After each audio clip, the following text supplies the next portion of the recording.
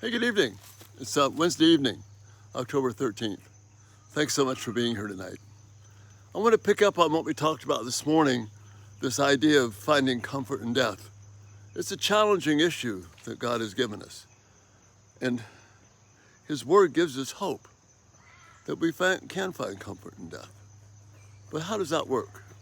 How is that something that makes life make sense when something like death is so hard, so final, so gut-wrenching? Well, it's because we see life from a bigger perspective than the here and now.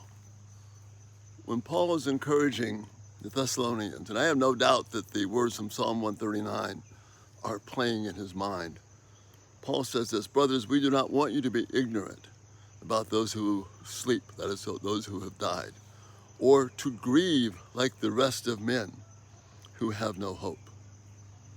To grieve like the rest of men who have no hope. We believe that Jesus died and rose again, so that we believe that God will bring with Jesus those who sleep in him. You see, the hope that is being given there to the Thessalonians is that death is not the final chapter. It is a chapter that may end like this, or it may take some time to play out, but it's not the final chapter. And as people who follow God, who love God, who have been bought by God, who have been purchased by the blood of Christ, we have hope. We're not like those who have no hope, where there's that finality and then it's gone. And we shouldn't grieve the way they grieve. We shouldn't allow those folks who have no hope to direct us, who do have hope. See, now Psalm 139 takes on even more beauty for us, more structure, more hope, if you will. Because all these plans of our life, the very moments of our life, written before everything began, so that it'll work out just as God has determined, just as God has planned. So we may be hit with something which is incredibly a punch in the gut, which literally knocks us on our feet, off our feet. And we feel like we just can't go on. That's part of that momentary affliction of the seen world. But when I can grasp the unseen world, then I have hope. In just a couple of moments, the sun behind me will drop and we won't see it anymore. It doesn't mean it's not there. We'll see the impact of it tonight.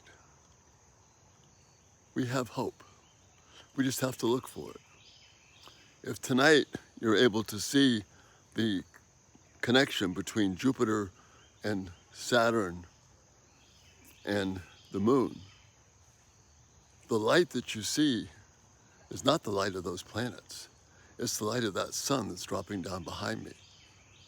The sun that we won't be able to see, but we'll see evidence of it in the light of the moon. That's what God is telling us here. We have hope beyond what we can see.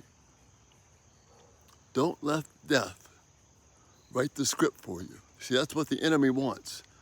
That's what Paul is urging us not to do in 1 Corinthians 15. Don't let death write your script. Let the author of life write your script.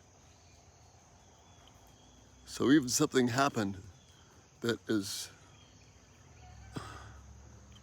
takes our breath away in terms of a death that we weren't expecting, or a death, a longer, slower death.